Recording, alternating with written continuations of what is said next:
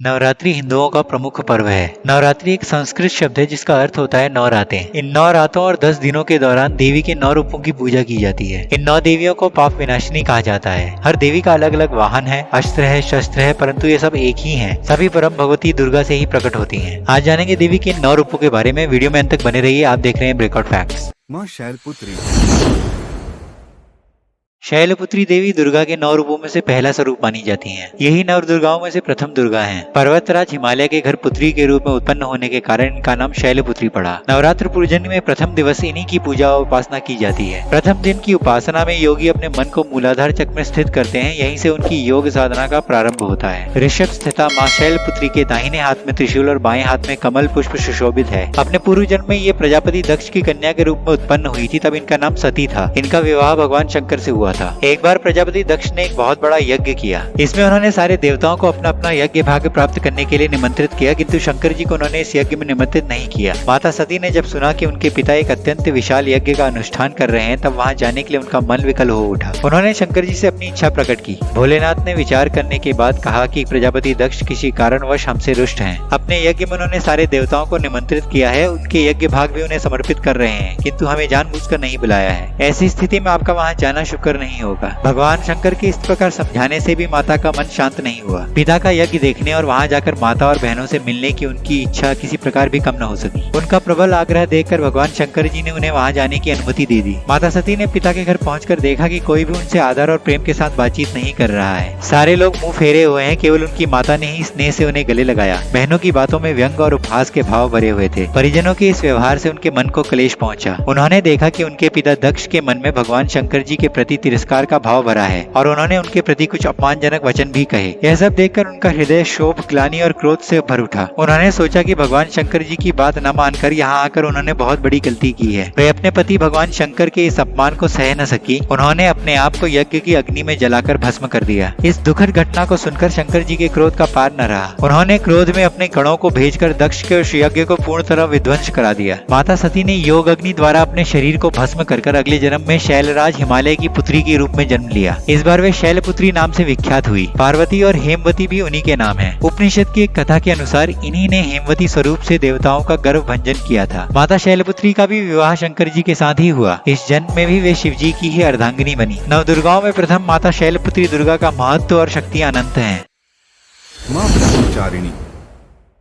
नवरात्र पर्व के दूसरे दिन मां ब्रह्मचारिणी की पूजा अर्चना की जाती है। इनके दाहिने हाथ में जप की माला और बाएं हाथ में कमंडल रहता है। साधक इस दिन अपने मन को मां के चरणों में लगाते हैं। ब्रह्म का अर्थ है तपस्या और चारिणी यानी आचरण करने वाली। इस प्रकार ब्रह्मचारिणी का अर्थ हुआ तप का आचरण करने वाली। देवी ने भगवान शंकर को पति के रूप में प्राप्त करने के लिए घोर तपस्या की थी। इस कठिन तपस्या के कारण इस देवी को तपस्चारिणी अर्थात ब्रह्मचारिणी के नाम से भी जाना जाता है। कहते हैं मां ब्रह्मचारिणी देवी की कृपा से सर्व सिद्धि प्राप्त होती है। मां ब्रह्मचारिणी की कथा का सार यह है कि जीवन के कठिन संघर्षों में भी मन विचलित नहीं होना चाहिए। इस दिन साधक कुंडलिनी शक्ति को जागृत करने के लिए साधना भी करते हैं। इस दिन साधक का मन स्वाधिष्ठान चक्र में शिथिल होता है। इस चक्र में अवस्थित मन वाला योगी उनकी कृपा और भक्ति को प्राप्त करता है। माँ दुर्गा का यह दूसरा स्वरूप भक्तों और सिद्धों को अनंत फल देने वाला है। इनकी उपासना से मनुष्य में तप, त्याग, वैराग्य, सदाचार, संयम की वृद्धि होती है। जीवन के कठिन संघर्षों में भी उनका मन कर्तव्य पथ से विचलित नहीं होता। पूर्व जन्म में इस देवी ने हिमालय के घर पुत्री के रूप में जन्म लिया था और नारद जी के उपदेश से भगवान शंकर को पति रूप में प्राप्त करने के लिए घोर तपस्या की थी। इस कठिन तपस्या के कारण उन्हें तपस्चारिणी अर्थात ब्रह्मचारिणी के नाम से जाना गया। 1000 वर्ष तक इन्होंने केवल फल फूल खाकर बिताए और 100 वर्षों तक केवल जमीन पर रहकर ही शाक पर निर्वाह किया। कई दिनों तक कठिन उपवास रखे और खुले आकाश के नीचे वर्षा और धूप के घोर कष्ट सहे। 3000 वर्षों तक टूटे हुए बिल्व पत्र खाए और भगवान शंकर की आराधना करती रही। इसके बाद तो इन्होंने बिल्व पत्र खाना भी छोड़ दिया। कई हजार वर्षों तक निर्जल और निराहार रहकर तपस्या करती रही। पत्तों को खाना छोड़ देने के कारण ही इनका नाम अपर्णा पड़ गया। कठिन तपस्या के कारण देवी का शरीर एकदम क्षीण हो गया। देवता, ऋषि, सिद्धगण, मुनि सभी ने ब्रह्मचारिणी की तपस्या को अभूतपूर्व पुण्य कृत्य बताया है, सराहना की है और कहा है, हे देवी, आज तक किसी ने इस प्रकार की कठोर तपस्या नहीं की। इस प्रकार की तपस्या तो आप ही के द्वारा संभव थी। तुम्हारी मनोकामना परिपूर्ण होगी और भगवान चंद्रमौली शिवजी तुम्हें पति के रूप में प्राप्त होंगे। अब तपस्या छोड़कर घर लौट जाओ, जल्दी ही तुम्हारे पिता तुम्हें बुलाने आ रहे हैं।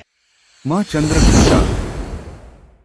माँ नवदुर्गा की तीसरी शक्ति का नाम चंद्रघंटा है। नवरात्रि उपासना के तीसरे दिन की पूजा का अत्यधिक महत्व है और इस दिन इन्हीं के विग्रह का पूजन किया जाता है। इस दिन साधक का मन मणिपुर चक्र में प्रविष्ट होता है। माँ का यह स्वरूप परम शांतिदायक और कल्याणकारी है। इनके मस्तक में घंटे के आकार का अर्ध चंद्र है और इसी कारण से इन्हें चंद्रघंटा देवी कहा जाता है। इनके शरीर का रंग स्वर्ण के समान चमकीला है। इनके 10 हाथ हैं और इनके 10 हाथों में खड़ग आदि शस्त्र और बाण आदि अस्त्र विभूषित हैं। इनका वाहन सिंह है और इनकी मुद्रा युद्ध के लिए उद्यत रहने की होती है। माँ चंद्रघंटा की कृपा से साधक के समस्त पाप और बाधाएं विनष्ट हो जाती हैं। इनकी आराधना बहुत ही फलदायी है। माँ भक्तों के कष्टों का निवारण शीघ्र ही कर देती हैं। इनका उपासक सिंह की तरह पराक्रमी और निर्भय हो जाता है। इनके घंटे की ध्वनि सदा अपने भक्तों की प्रेत बाधा से रक्षा करती है। इनका ध्यान करते ही शरणागत की रक्षा के लिए इस घंटे की ध्वनि निनादित हो उठती है। माँ का स्वरूप अत्यंत सौम्यता और शांति से परिपूर्ण रहता है। इनकी आराधना से वीरता निर्भयता के साथ ही सौम्यता और विनम्रता का विकास होकर मुख नेत्र तथा संपूर्ण काया में कांति गुण की वृद्धि होती है। स्वर में दिव्य अलौकिक माधुर्य का समावेश हो जाता है। विद्यार्थियों के लिए माँ साक्षात विद्या प्रदान करती हैं। हमें अपने मन वचन कर्म और काया को विहित विधि विधान के अनुसार पूर्णतः परिशुद्ध और पवित्र करके माँ चंद्रघंटा के शरणागत होकर उनकी उपासना और आराधना करनी चाहिए। उनका ध्यान हमारे इहलोक और परलोक दोनों के लिए परम कल्याणकारी और सिद्धि देने वाला है। माँ चंद्रघंटा को नारंगी रंग प्रिय है। भक्त को जहाँ तक संभव हो पूजन के समय सूर्य के आभा के समान रंग के वस्त्र धारण करने चाहिए। माँ कूष्मांडा।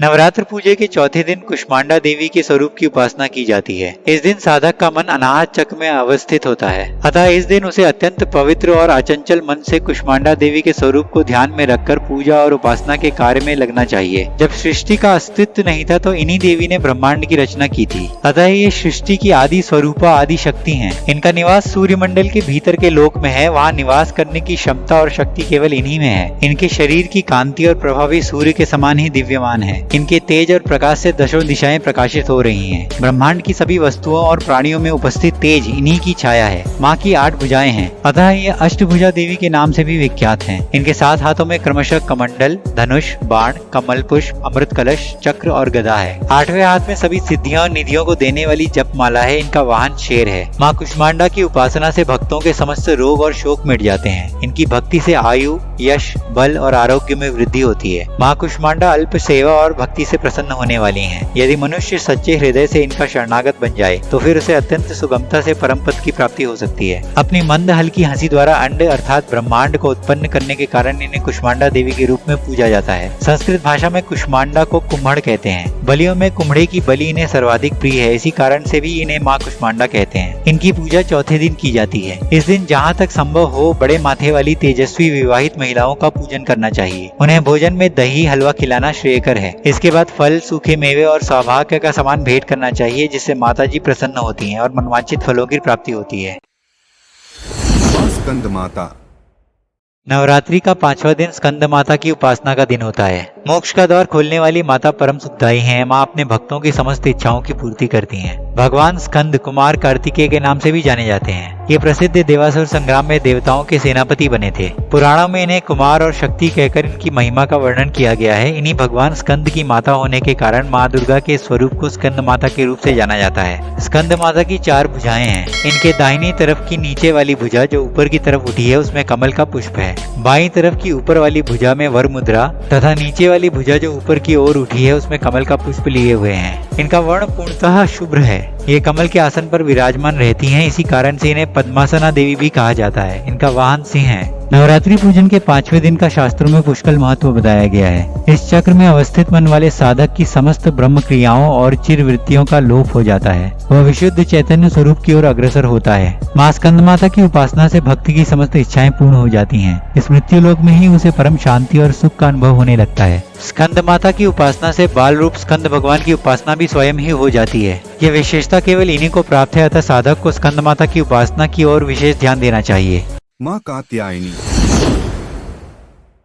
माँ कात्यायनी नवदुर्गा या हिंदू देवी पार्वती माँ के 9 रूपों में से 6वां रूप है। माँ का नाम कात्यायनी कैसे पड़ा इसकी भी एक कथा है। कत नामक एक प्रसिद्ध महर्षि थे। उनके पुत्र ऋषि कात्य हुए। इन्हीं कात्य के गोत्र में विश्व प्रसिद्ध महर्षि कात्यायन उत्पन्न हुए थे। इन्होंने भगवती परम्बा की उपासना करते हुए बहुत वर्षों तक कड़ी तपस्या की थी। इनकी इच्छा थी कि माँ भगवती उनके घर में पुत्री के रूप में जन्म ले। माँ भगवती ने उनकी यह प्रार्थना स्वीकार कर ली। कुछ समय के पश्चात जब दानव महिषासुर का अत्याचार पृथ्वी पर बढ़ गया तब भगवान ब्रह्मा विष्णु, महेश तीनों ने अपने अपने तेज का अंश देकर महिषासुर के विनाश के लिए एक देवी को उत्पन्न किया। महर्षि कात्यायन ने सर्वप्रथम इनकी पूजा की, इसी कारण ये कात्यायनी कहलाई। ऐसी भी कथा मिलती है कि महर्षि कात्यायन के यहाँ ये पुत्री के रूप में उत्पन्न हुई थी। अश्विन कृष्ण चतुर्दशी को जन्म लेकर शुक्ल सप्तमी, अष्टमी तथा नवमी तक 3 दिनों में इन्होंने कात्यायन ऋषि की पूजा ग्रहण की और दशमी को महिषासुर का वध किया था। माँ कात्यायनी अमोघ फलदायिनी है। भगवान कृष्ण को पति रूप में पाने के लिए ब्रिज की गोपियों ने इन्हीं की पूजा कालिंदी यमुना के तट पर की थी। इनकी 4 भुजाएं हैं। इनकी दाहिनी तरफ के ऊपर वाला हाथ अभय मुद्रा में तथा नीचे वाला वर मुद्रा में है।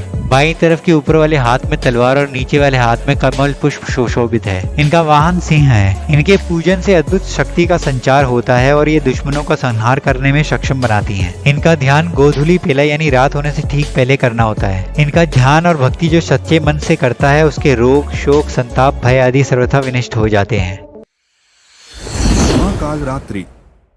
माँ दुर्गा की 7वीं शक्ति कालरात्रि के नाम से जानी जाती है। नवदुर्गा के पूजा के 7वें दिन माँ कालरात्रि की उपासना का विधान है। इस दिन साधक का मन सहस्रार चक्र में स्थित रहता है। कहा जाता है कि माँ कालरात्रि की उपासना करने से ब्रह्मांड की सारी सिद्धियों के दरवाजे खुलने लगते हैं और तमाम आसुरी शक्तियाँ उनके नाम के उच्चारण से ही भयभीत होकर दूर भागने लगती हैं। माँ कालरात्रि के नाम से जानी जाती हैं, अर्थात जिनके शरीर का रंग घने अंधकार की तरह एकदम काला है। इनका ये रूप दुष्टों के हृदय में भय व्याप्त कर देता है। सिर के बाल बिखरे हुए हैं, गले में विद्युत की माला चमकती है। माँ कालरात्रि काल से भी रक्षा करती हैं। देवी के 3 नेत्र हैं। तीनों ही नेत्र ब्रह्मांड के समान गोल हैं। इनकी सांसों से अग्नि निकलती रहती है। इनका वाहन गधा है। ऊपर उठे हुए दाहिने हाथ की वर मुद्रा भक्तों को वर देती है। दाहिनी तरफ की नीचे वाला हाथ अभय मुद्रा में है, यानी भक्तों हमेशा निडर और निर्भय रहो। बाईं तरफ के ऊपर वाले हाथ में लोहे का कांटा और नीचे वाले हाथ में खड़ग है। इनका रूप भले ही भयंकर हो परंतु ये सदैव शुभ फल देने वाली माँ है, इसीलिए ये शुभंकरी कहलाई, अर्थात इनसे भक्तों को किसी भी प्रकार से भयभीत होने या आतंकित होने की कतई आवश्यकता नहीं है। इनके साक्षात्कार से भक्त पुण्य का भागी बनता है। तमाम आसुरी शक्तियाँ इनके नाम के उच्चारण से ही भयभीत होकर दूर भागने लगती हैं, इसीलिए दानव, दैत्य, राक्षस और भूत प्रेत इनके स्मरण से ही भाग जाते हैं। ये ग्रह बाधाओं को भी दूर करती हैं और अग्नि, जल, जंतु, शत्रु और रात्रि भय दूर हो जाते हैं। इनकी कृपा से भक्त हर तरह से भय से मुक्त हो जाता है। माँ महागौरी। नवदुर्गा की 8वीं शक्ति का नाम महागौरी है। पूजा के 8वें दिन माँ महागौरी की उपासना का विधान है। इनके सभी आभूषण और वस्त्र श्वेत हैं, इसलिए इन्हें श्वेतांबर धरा भी कहा गया। इनकी 4 भुजाएं हैं। इनका वाहन वृषभ है, इसीलिए इनको वृषभ रूढ़ा भी कहा जाता है। पति के रूप में भगवान शिव को प्राप्त करने के लिए माँ महागौरी ने कठोर तपस्या की थी। इसी कारण इनका शरीर काला पड़ गया था, परंतु तपस्या से प्रसन्न होकर भगवान शिव ने इनके शरीर को गंगा के पवित्र जल से धोकर कांतिमय बना दिया। उनका रूप गौड़ वर्ण का हो गया, इसीलिए महागौरी कहलाई। ये अमोघ फलदायिनी है और इनकी पूजा से भक्तों के तमाम कलमश धुल जाते हैं। पूर्व संचित पाप भी नष्ट हो जाते हैं। माँ महागौरी का पूजन और अर्चना, उपासना, आराधना कल्याणकारी है। इनकी कृपा से अलौकिक सिद्धियां भी प्राप्त होती हैं। एक और मान्यता के अनुसार एक भूखा सिंह भोजन की तलाश में वहाँ पहुंचा जहाँ देवी उमा तपस्या कर रही होती है। देवी को देखकर सिंह की भूख बढ़ गई, परंतु वो देवी की तपस्या से उठने की प्रतीक्षा करते हुए वहीं बैठ गया। इस प्रतीक्षा में वो काफी कमजोर हो गया। देवी जब तब से उठी तो सिंह की दशा देखकर उन्हें उस पर दया आ गई। उन्होंने दया भाव और प्रसन्नता से उसे अपना वाहन बना लिया, क्योंकि वह उनकी तपस्या पूरी होने की प्रतीक्षा में स्वयं भी तप कर बैठा। कहते हैं जो स्त्री माँ की पूजा भक्ति भाव सहित करती है उसके सुहाग की रक्षा देवी स्वयं करती हैं। माँ सिद्धिदात्री। माँ दुर्गा की 9वीं शक्ति का नाम सिद्धिदात्री है। ये सभी प्रकार की सिद्धियों को देने वाली है। नवरात्र के 9वें दिन इनकी उपासना की जाती है। मान्यता है कि इस दिन शास्त्रीय विधि विधान से पूर्ण निष्ठा के साथ साधना करने वाले साधक को सभी सिद्धियां प्राप्त हो जाती हैं। देवी के दाहिने तरफ नीचे वाले हाथ में चक्र, ऊपर वाले हाथ में गदा तथा बाईं तरफ नीचे वाले हाथ में शंख और ऊपर वाले हाथ में कमल का पुष्प है। इनका वाहन सिंह है और ये कमल पुष्प पर भी आसीन होती हैं। नवरात्र में ये अंतिम देवी है। हिमाचल के नंदा पर्वत पर इनका प्रसिद्ध तीर्थ है। माना जाता है कि इनकी पूजा करने से बाकी देवियों की उपासना स्वयं ही हो जाती है। उपासक या भक्त पर इनकी कृपा से कठिन कार्य भी आसानी से संभव हो जाते हैं। अणिमा, महिमा, गरिमा, लघिमा, प्राप्ति, प्राकम्य, ईशित्व और वशित्व 8 सिद्धियां होती हैं। इसीलिए इस देवी की सच्चे मन से विधि विधान से उपासना आराधना करने से ये सभी सिद्धियां प्राप्त की जा सकती हैं। कहते हैं भगवान शिव ने भी इस देवी की कृपा से ये तमाम सिद्धियां प्राप्त की थी। इस देवी की कृपा से ही शिव जी का आधा शरीर देवी का हुआ था। इसी कारण शिव अर्धनारीश्वर के नाम से प्रसिद्ध हुए। इस देवी के दाहिने तरफ नीचे वाले हाथ में चक्र, ऊपर वाले हाथ में गदा तथा बाईं तरफ नीचे वाले हाथ में शंख और ऊपर वाले हाथ में कमल का पुष्प है। विधि विधान से 9वें दिन इस देवी की उपासना करने से सिद्धियां प्राप्त होती हैं। की साधना करने से लौकिक और और परालौकिक सभी प्रकार की कामनाओं की पूर्ति हो जाती है। माँ के चरणों में शरणागत होकर हमें निरंतर नियम निष्ठ रहकर उपासना करनी चाहिए। किसी देवी का स्मरण, ध्यान, पूजन हमें संसार की आरस्ता से बोध कराते हुए अमृत पथ की ओर ले जाता है। आज के वीडियो में इतना ही। अगर वीडियो पसंद आया तो इसे अपने दोस्तों के संग शेयर करें, वीडियो को लाइक करें और चैनल अब तक सब्सक्राइब नहीं किया है तो सब्सक्राइब करें और बेल आइकन को दबाएं ताकि आपको हमारे नए आने वाले वीडियोस का नोटिफिकेशन सबसे पहले मिल जाए। मिलते हैं अगले वीडियो में, तब तक अपना ख्याल रखिए।